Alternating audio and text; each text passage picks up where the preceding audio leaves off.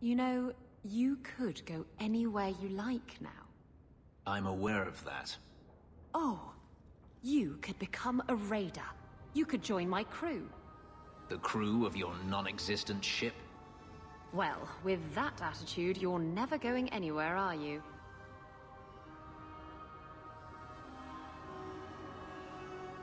She doesn't understand.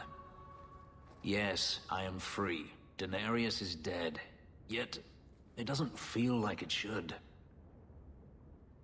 Seems like you should be dancing for joy. I would have thought so. I thought if I didn't need to run and fight to stay alive, I would finally be able to live as a free man does. But how is that? My sister is gone, and I have nothing. Not even an enemy. Maybe that just means there's nothing holding you back. An interesting thought. It's just difficult to overlook the stain that magic has left on my life. If I seem bitter, it's not without cause. Perhaps it is time to move forward. I just don't know where that leads. Do you? You're still blaming magic for everything. Think about it, Hawk. Look at what happened to your mother. Look at the life you've had to lead. Is there anyone whose life has been touched by magic that actually benefits? Blaming magic isn't the answer. For every mage such as you, Hawk, there are a dozen more too weak to handle their power. Them I fear, as should you, as should anyone. But what's important now is moving forward. I only wish I knew where that led. Nobody knows the future, Fenris. The future of a slave is never uncertain. But I am no longer a slave.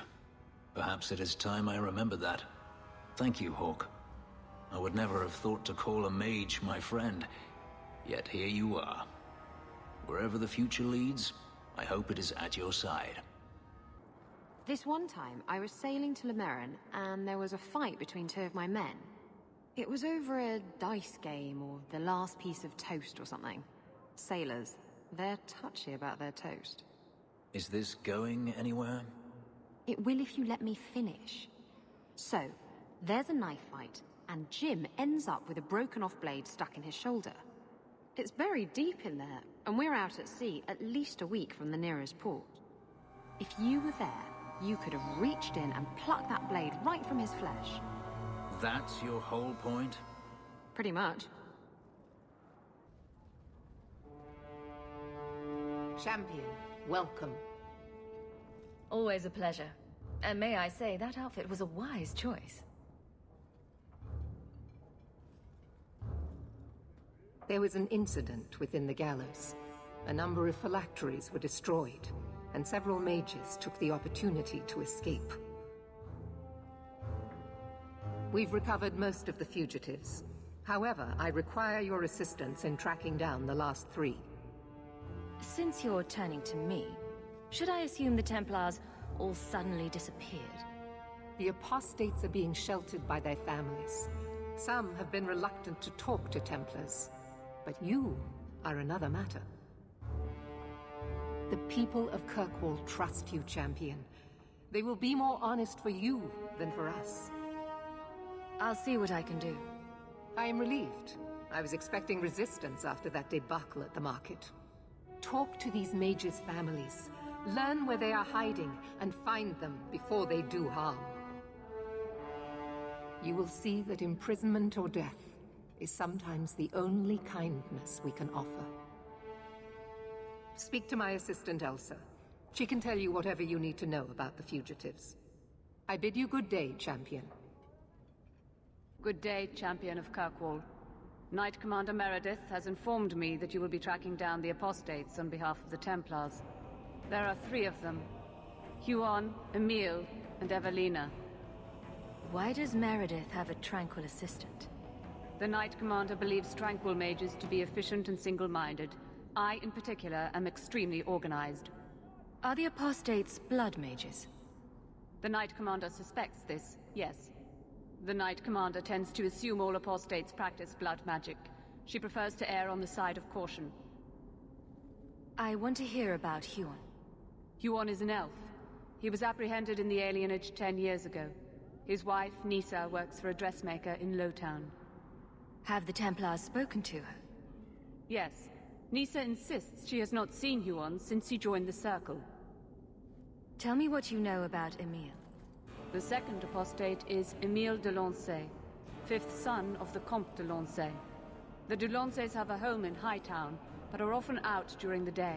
They are generally home by evening. What have they said to the Templars? The Comte and Comtesse say they have not seen Emile since he was a child. What do you know about the de Lanceys? Comte Guillaume de Lancey is a minor noble from Orlais. He and his wife came to the Free Marches over 3 decades ago. Emile was born in Kirkwall and sent to the Circle at age 6. What do you know about Evelina? Evelina was trained for 8 years in the Circle in Ferelden. She was last seen in her former residence among the refugee community in Darktown. How did she come to be in Kirkwall? Evelina claims to have fled the Blight, not the Circle. She presented herself to the first Enchanter on her arrival and asked to take her place here. Our files indicate she petitioned Meredith for financial support of numerous other pre-adolescent Blight survivors. I have all the information I require for now. Good luck on your search, Champion of Kirkwall. I notice you hardly ever comment on mages and Templars and such. That's a lot of humans in skirts. I get them mixed up. I highly doubt that. The subject comes up all the time. Tell me about it. And no opinion, one way or the other. Opinions are like testicles. You kick them hard enough, doesn't matter how many you got. That's... something. You know you still owe me 5 sovereigns, Elf. I'm good for it. So you think you can win the coin from Isabella? Good luck with that. Coming to the Hanged Man for Wicked Grace later? Never miss it. Catastrophe has struck, partner. We are ruined. Ruined! It's always something with this mine. A cart came back from the Boon Pit, half-wrecked, with a dozen mangled bodies. The horse pulling the cart was the only survivor, and it does not speak. Town full of rotten mages, and not one can get answers from a horse. I'll check it out. You keep interrogating that horse. I knew I could depend on you. Just like old times, partner. Mistress Hawke, I must speak with you. You're the only one that can help. The Wardens mounted an expedition to retrace your route through the deep roads to discover whatever it is you found years ago. It's a fool's errand, and my poor brother is with them. Nathaniel Howe. Nathaniel is a good man worth saving. Are you related to Al Rendon Howe, the Butcher of Denerim? Much to my shame, I am. But do not blame the children for the sins of the father. Why were Wardens interested in our expedition? Maker help me, I have no idea. My brother never tells me these things. Wardens range into the deep roads all the time. But he's been gone far too long. Something terrible's happened. I'd tell the Wardens, but by the time I reach Vigil's Keep... my poor brother... Do you know any other details? I know almost nothing. Nathaniel never speaks about the Wardens. It was only happenstance that I heard your name mentioned. Please, go back to the deep roads. Find my brother. You must. Ah, the champion of Kirkwall. Your reputation precedes you. Forgive me. I should introduce myself properly. My name is Nancio Caldera Lanos. I am a noble from the beautiful country of Antiva. It must have taken a lot of practice to say that all in one breath. It's mostly to impress the ladies, I assure you. I've come to ask your help, champion. Hiding among the Dalish is an elven assassin I've been chasing for months. He's a master manipulator who will endanger even his own kind to ensure his survival. Your assassin is no fool. I doubt the Dalish would hand a fellow elf over to you, murderer or no. Ah, so you see my problem. Where that elf goes, death follows. He must be captured quickly. I've heard of your dealings with the Dalish. I was hoping you could go where my men could not. Find out where the assassin is hiding, and apprehend him. I'll see what I can do. One of the Dalish, a woman named Variel, is a friend of his. I suggest speaking with her first. We won't be here when you get back. We got a campsite outside the city. Look for us there.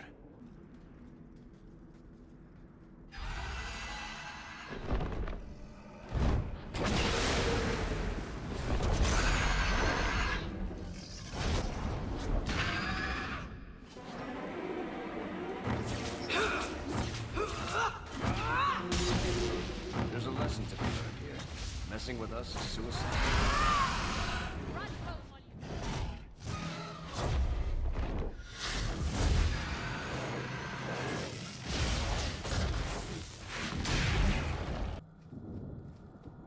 So you engaged a Kunari dreadnought in battle? They engaged me in battle. I was just trying to get away. Sailing into the storm was a gamble. Took care of the dreadnought, but it did us in too. Can't win them all.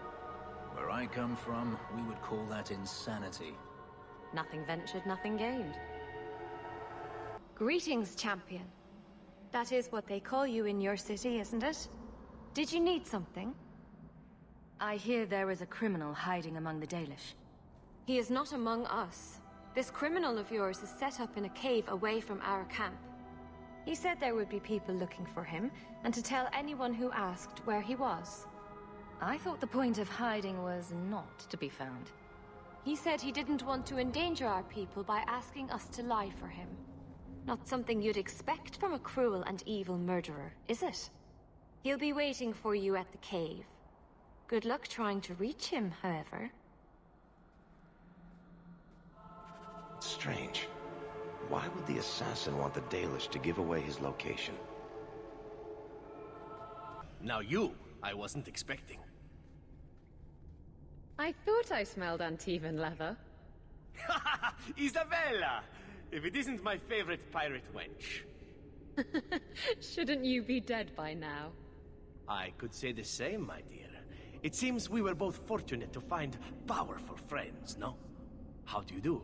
My name is Zevran Aranai, adventurer and occasional assassin. I must admit, I was waiting for an assault by the Crows, not the mighty champion of Kirkwall. How do you know I'm the champion? Slayer of Canary, Deep Roads explorer, and a beauty to make the gods jealous?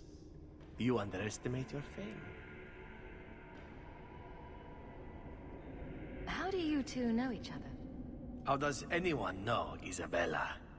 Yes, well, you'll never know Isabella again if you keep that up.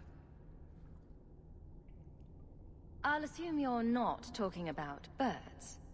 Oh, please do not tell me you know nothing of the Antivan Crows. We are the finest guild of assassins, an object of fear throughout the lands for any man with wealthy enemies. Or I should say they are. I am no longer a crow, a fact they find unacceptable. There must be more to it than you leaving the guild.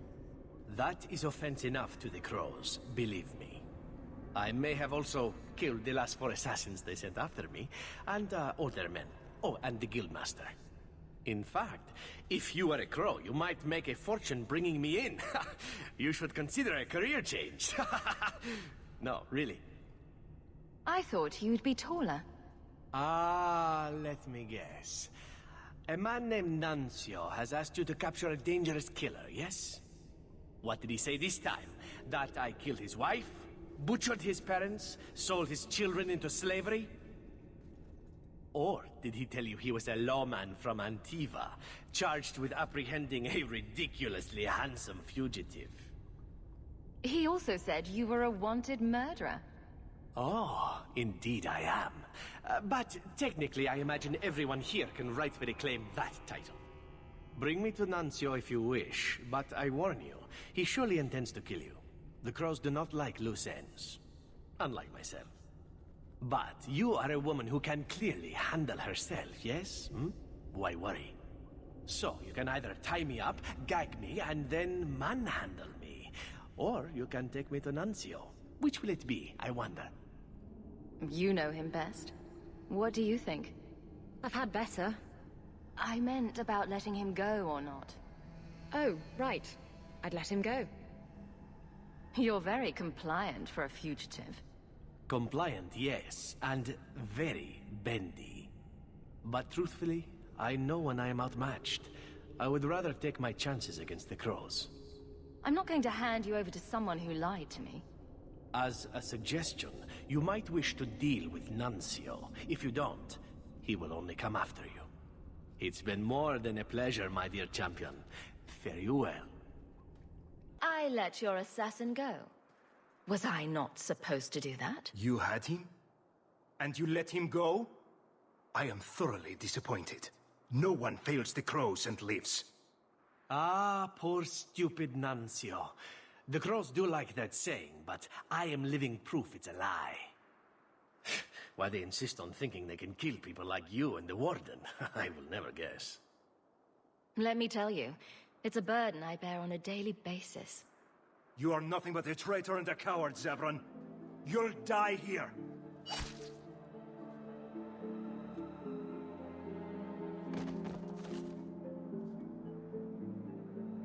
Yes, well, let's see how that works out for you. Now you fall!